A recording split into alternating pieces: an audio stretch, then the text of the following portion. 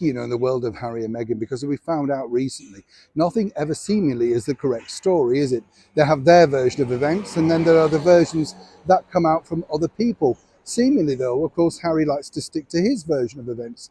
As we saw recently in the interviews to promote his book, he denied that he'd ever, in fact, called his own family racist. He said, did Meghan ever say that? Well, it's there actually in the recording. The bottom line was there were discussions, several discussions, she said, about the colour of Archie's skin. How is that not racist?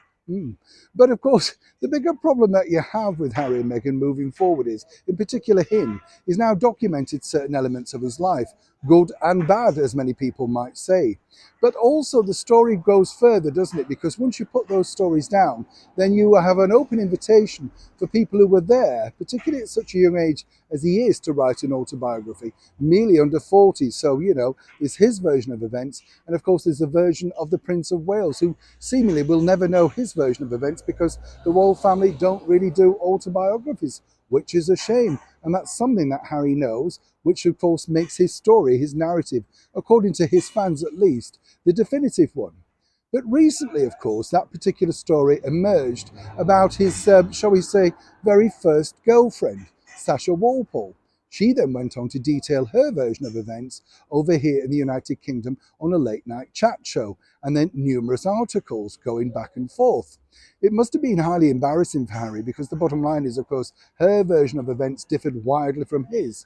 According to him, she was a much older woman. Turns out she was 2 years older. A little bit, shall we say, cruel to say the least. But the bottom line now is this. Apparently, according to the actor Rupert Everett, who starred in many successful films, he claims that that particular story is not true. And in fact, the actual culprit was an American socialite. Now, he announced this a couple of days before Sasha was exposed to the media.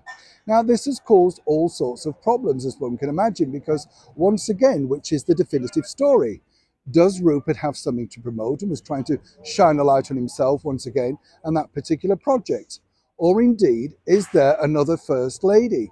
The bottom line is this. This has now cast aspersions once again on Prince Harry's narrative, but more importantly on Sasha Walpole, who claims that, according to her, she was his very first girlfriend. What a tawdry mess Harry has created once again. Of course, only he would know the truth, unless the tabloids go a-hunting for this particular individual, or as in the case of Sasha, she came forward of her own accord to reveal her version and her side of events.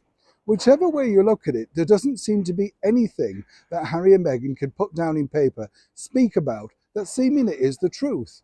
Or the bottom line is the celebrated actor Rupert Everett simply merely making it all up, a whole pack of lies?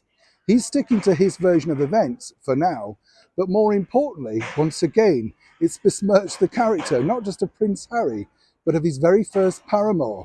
Now, who is truly telling the truth? I'd love to know what you think to this particular narrative in the comments below. It's set to remain a rather explosive topic, and I'm told by the weekend there will be another development. As ever, when I know more, you'll know more. Neil Sean in the very heart of London.